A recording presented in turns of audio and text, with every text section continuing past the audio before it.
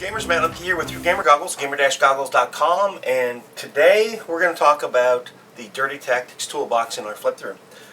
This was quite a little bit of a surprise for me. It wasn't quite what I expected, and we'll get into that in a couple of moments.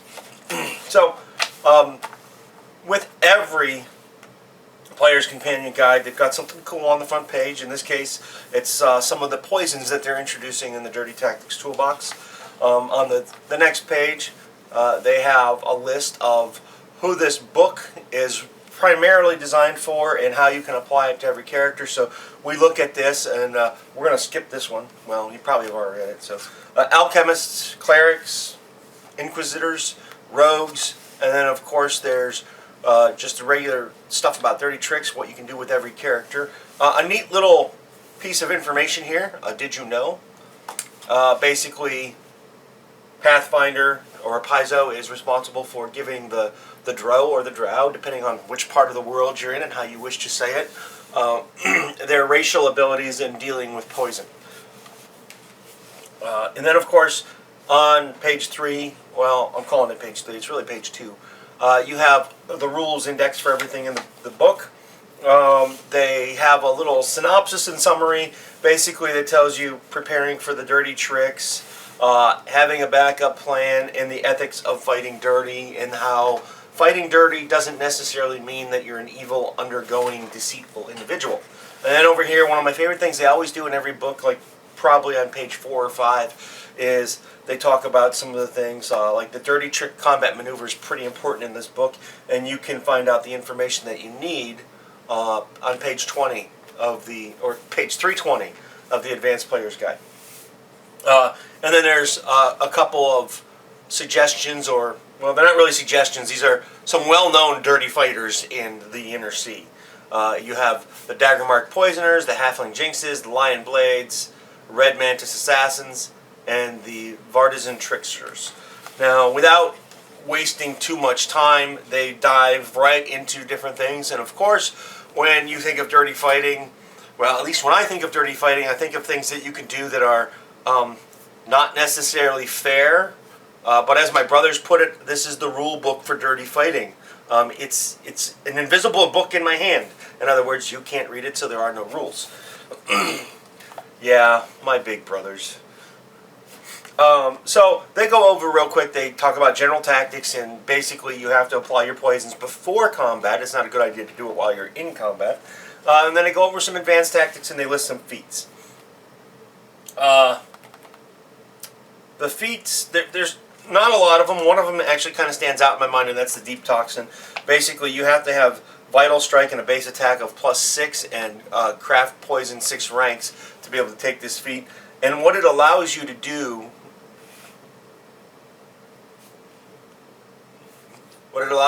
is when you use a poison weapon to make Vital Strike, you increase the poison's duration by 1 frequency increment, which is kind of cool. I don't use a lot of poison, so I'm not sure how devastating or how good that is, but I like the idea of being skilled enough with poison that you can prolong its effect. And then they have some archetypes. They have the Toxic Cast, and actually they have Alchemist of Discovery, and then they get into things like inhaled poisons or ingested poisons. So basically powders, gases, poisons on foods, that type of thing. And they go over the tactics again, just like they did in the other one. And then they go into different types of poisons, which I should make note in the previous section here that the poisons are really kind of on the front page. They backed it up. They saved a little bit of space by putting them on the cover. And the indirect poisons are kind of neat. They have some different types of effects. They introduce Laughing Gas, and they introduce Whisper Wound, which is kind of cool. Its onset is about a minute. It takes 1 round, and it's DC 20 save, Fortitude. So it's pretty tough, and it does Constitution damage. And basically, anything the guy does above Whispering causes more pain. And then, of course, they have some rage powers here for barbarians, and then they list some more feats, which we can talk about later.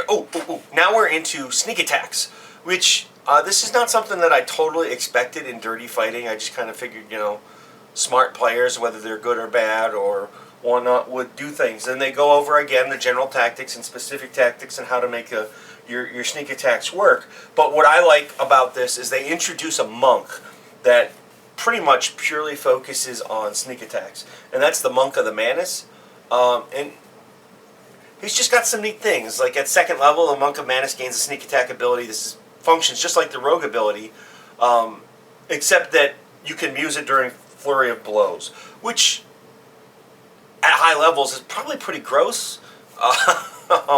So they balanced it out, and they say that your damage increases every 4 levels instead of, I think for rogues it's like every other. I don't know without looking right off the top of my head. And then they have debilitating blows and disabling palm strike at 15th level, which I'm a fan of monks. I think that this concept is cool. My son is currently playing a monk in Pathfinder for Rise of the Rune Lord, so he might be interested in this build because he likes to play the rogue sneaky type of person.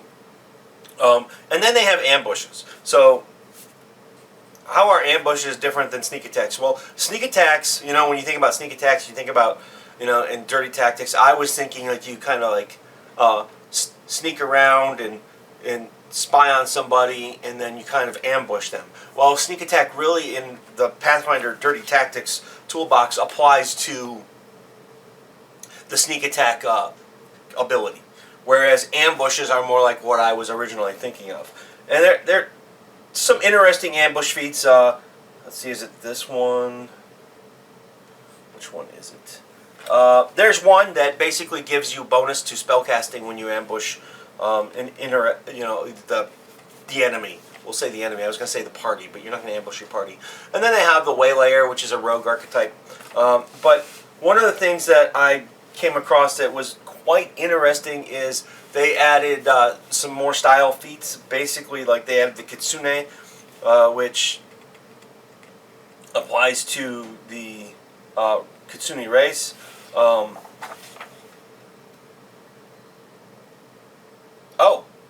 I just assumed it applied to the race. It doesn't say that's a prerequisite. So basically you can take this combat style and if you meet the prerequisites of intelligence of 13, combat expertise, and improved dirty trick.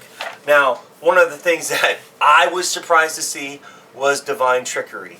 Basically, these are new cleric archetypes that focus on particular deities, or in the case of a druid, like it's a focus on what they summon. In this case, it's Kraken Caller, which, as Modding Advocate, kind of sounds neat, but for me, it might not be the type of thing because it sounds really kind of legalistic, which I'm not so good at doing.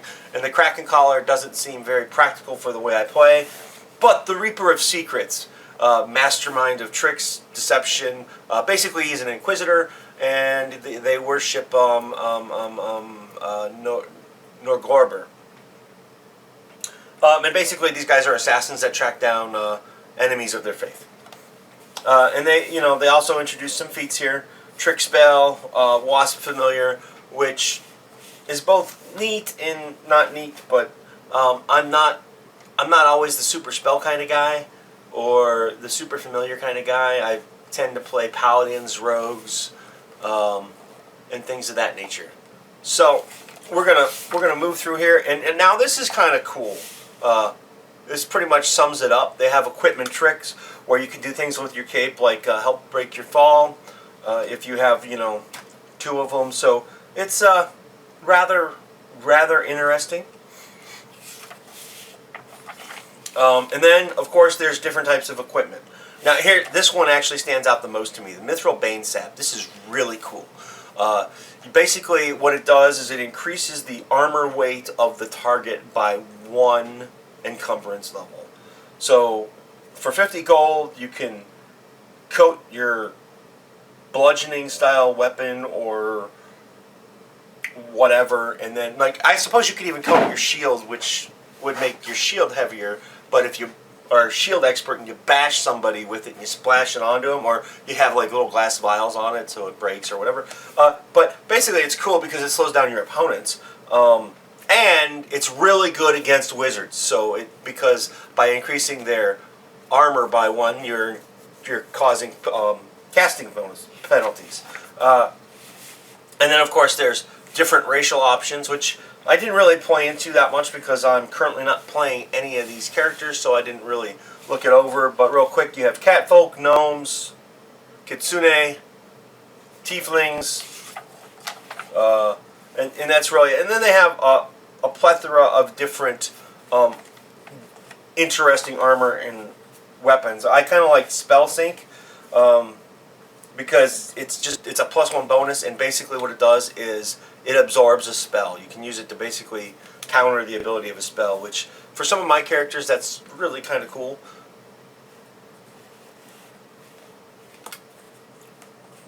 And then you move into wondrous items. I didn't spend a lot of time on wondrous items this time around. I usually pick one that's my favorite, but the bag of rust did stand out in my mind because basically you turn yourself kind of into a rust monster, and it's very affordable for 1,400 gold. So, and then after that you have new spells: drain poison, sword to snake. Dirty things like haha. Just like you would expect from like the old D&D cartoons where the guy's staff turns into snakes, or the guy's sword turns into something else that's no longer usable, and so that is a dirty trick and a dirty tactic. And then there's just simply dirty trick spells, like blend with your surroundings, body double. One of the cool things, going back real quick to the ranger archetype, which was here, is he actually can give a bonus to those that are trying to hide around him. So I thought that was interesting.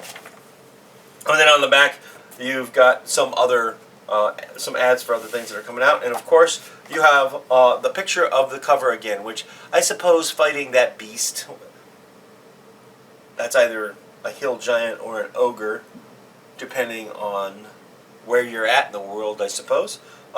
These two individuals might need some dirty tactics. Well, there you have it. That is the Dirty Tactics Toolbox in about 12.5 minutes. I like the book. I was flavorfully surprised. I figured it was just going to be about things like, I didn't talk about those feats, but there's feats for simply just stomping on people. And I thought the whole book was going to be about dirty tricks, about how to capitalize on things like they got you in a grapple and you stomp on their foot. I thought that's what the whole book was going to be about. The fact that they introduced the divine, archetypes, all those things, which I should have expected because it's a player companion, but I figured it was going to be a little bit more focused on fighting dirty, as opposed to giving it the flavor that it did. So thanks for watching. This has been a flip through with Matt Lemke from Through Gamer Goggles, gamer-goggles.com. Please subscribe to us. Let us know what we're doing. If there's a book that you want to see, let me know. I will go and get it and do a flip through on it. If you have any questions about the game system, I will do my best to answer them. If not, I have good ties with the community, and I'll find the answer as best I can. You can always check out the Facebook pages for Paizo. They're very helpful. When I've had questions or ideas I needed to work on, you'd be amazed at how fast you get an answer. And also, our Kickstarter for Season 5 will be starting probably next week, so please check back soon and support us, because we have a lot of things we want to do and accomplish. So thanks for watching. Have a good day, and if you don't see me before Thanksgiving, enjoy your Thanksgiving.